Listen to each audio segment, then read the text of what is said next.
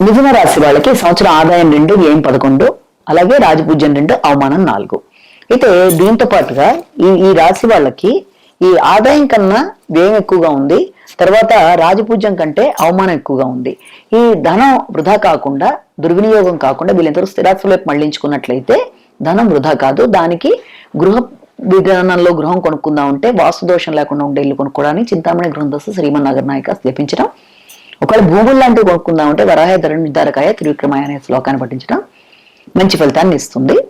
అలాగే అవమానం వాళ్ళు తగ్గడానికి, రాజపూజ్యం విషయంలో పెరగడానికి ఇతరుల దైవాన్ని దర్శిస్తూ పుణ్యబలాన్ని పెంచుకుంటూ ముందుకు వెళ్ళినట్లయితే మీకు పుణ్యబలంతో పాటు సంపద, ఆరోగ్యం అన్ని కూడా పెరుగుతాయి. ఇప్పుడు వీళ్ళకి గురుగ్రహ ప్రభావం వల్ల సామాన్యమైన లాభాలు, విశేషించి ఈ యొక్క భాగస్వామి విషయంలో కానీ, ప్రొఫెషన్ అంటే వృత్తి విషయంలో కానీ కొంత లాభదాయకంగానే ఉంటుంది. అంటే పెద్ద విశేషమైన లాభాలు కాకపోయినా ఖచ్చితంగా అయితే లాభదాయకంగానే కొంతవరకు ముందుకు పెడతారు.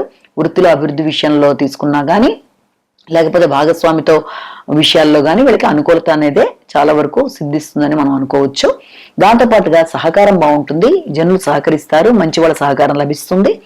అయితే సంతానం విషయంలో మాత్రం అభివృద్ధికి చాలా కష్టం పడాల్సి వస్తుంది. అంటే కొంత కష్టం మీద అభివృద్ధి అనేది సంతానానికి ఏర్పడుతుంది. ఇక సంఘంలో అపార్థాలకు చోటు లేకుండా చక్కగా స్నేహ సంబంధాల విషయంలో కానీ, లేకపోతే జీవిత భాగస్వామి విషయంలో కానీ చక్కగా ముందుకు పెడతారు. అభిప్రాయ భేదాలు ఏమన్నా ఉన్నా కూడా తొలగిపోతాయి. చక్కటి స్నేహ సంబంధాలతో ముందుకు సాగుతారు.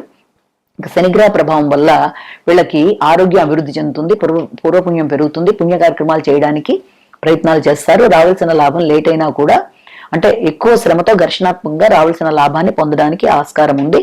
అలాగే సేవకాజన సహకారం తగ్గుతుంది. దానితో పాటుగా ఈ యొక్క ఈ రోగనిరోధక శక్తి విషయంలో కొంచెం ఘర్షణాత్మకత ఉన్నా మొత్తం మీద ఆరోగ్యం బాగానే ఉంటుంది. రావలసిన విజయాలు శ్రమ మీద లభిస్తాయి. రోగ రుణాలను కూడా మీరు శ్రమతో జయించగలుగుతారు. ఇక రాహుకేతువుల వల్ల వృత్తిలో అధికంగా ఆశించటం వల్ల కొన్నిసార్లు పరాభవానికి అవకాశం ఉంది. కాబట్టి అత్యాశగా ఆలోచించకుండా ఉన్నదాంతో సంతృప్తి చెందుతూ ముందుకెళ్లాల్సిన పరిస్థితులు అయితే కనబడుతున్నాయి. ఇక కేతు వల్ల గృహ విషయంలో, వాహన విషయంలో, ఆర్థిక విషయంలో, తర్వాత విద్యా విషయంలో కూడా కొన్ని రకాలైన చిరాకులు ఇబ్బందిని కలిగిస్తాయి. వీటిని అధిగమించడానికి 21 దుర్వాయుగ్మాలతో గణపతికి పూజ చేయడం అనేది చాలా మంచి ఫలితాన్ని ఇస్తుంది. ఇక దీంతో పాటుగా ఈ గురుడు రాహువు కలిసి దాదాపుగా ఏప్రిల్ నుంచి మనకి అక్టోబర్ దాకా ఉండే మధ్య సమయంలో దీనివల్ల మీకు విద్యాపరంగాను, తర్వాత వృత్తిపరంగాను, ప్రయాణాల వల్ల, సేవకాజనం వల్ల కొన్ని ఆర్థిక ప్రయోజనాలు సమకూరుతాయి.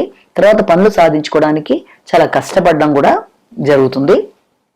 ఇలాంటి మరిన్ని విషయాల కోసం మా ఛానల్ను సబ్స్క్రైబ్ చేయండి, లైక్ చేయండి, షేర్ చేయండి. పక్కనే ఉన్న గంట సింబల్ను ఒక్కసారి కొట్టండి.